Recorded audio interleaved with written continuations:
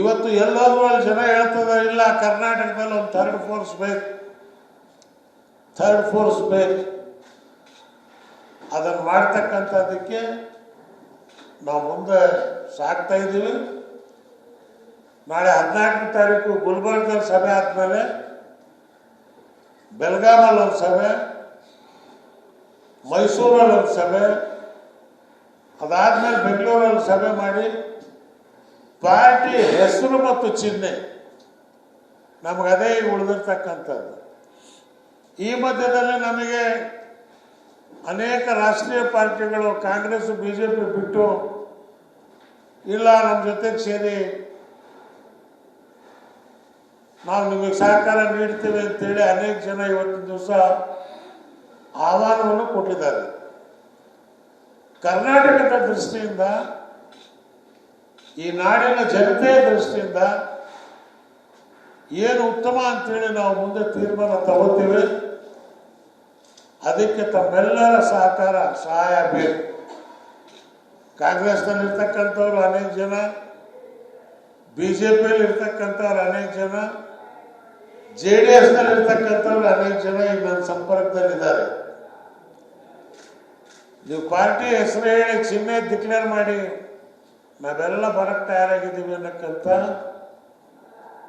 ಉತ್ತಮವಾದಂಥವ್ರು. ಸುಮ್ಮನೆ ಪಕ್ಷ ಕಟ್ಟಬೇಕು ಅಂತಂತೇಳಿ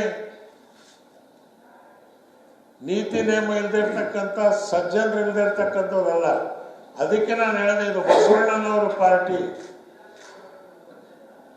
ಸಾರ ಸಜ್ಜನರ ಸಂಘ ಮಾಡುವುದು ದುರದುರ್ಜನರ ಸಂಘ ಬೇಡವಯ್ಯ, ಹಾವಾದರೇನು ವಿಷವಂದೆ ಅಂತವರ ಸಂಘ ಬೇಡವಯ್ಯ.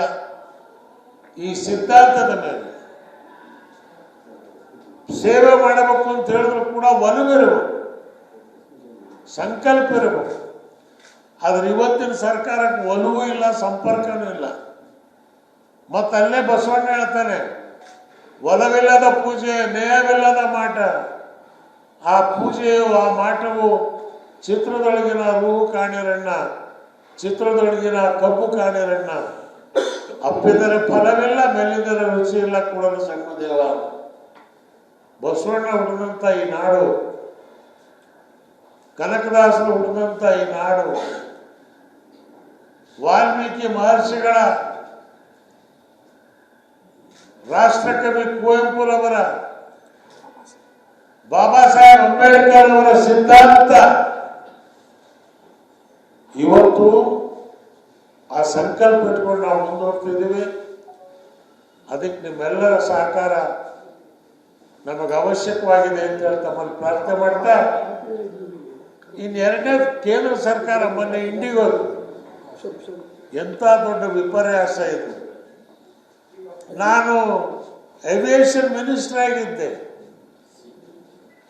ಇವತ್ತು ಸರ್ಕಾರದ ವೈಫಲ್ಯ.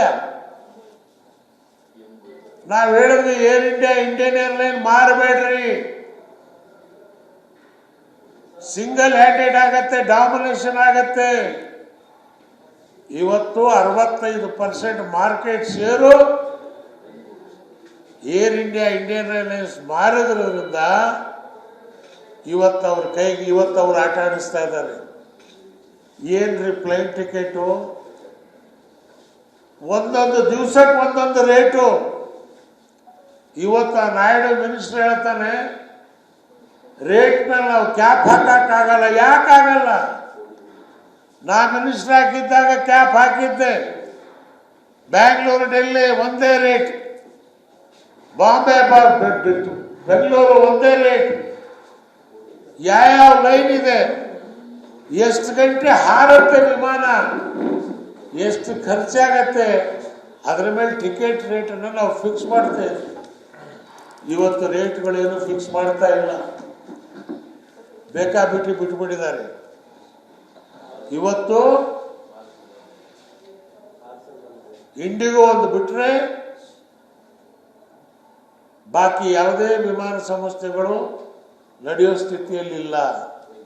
ಇದಕ್ಕೆ ಮಾಡಿದವ್ರು ಯಾರು? ಮೋದಿಯವರು ಇದುವರೆಗೂ ಬಾಯಿ ಬಿಟ್ಟು ಉತ್ತರ ಕೊಡಲಿಲ್ಲ.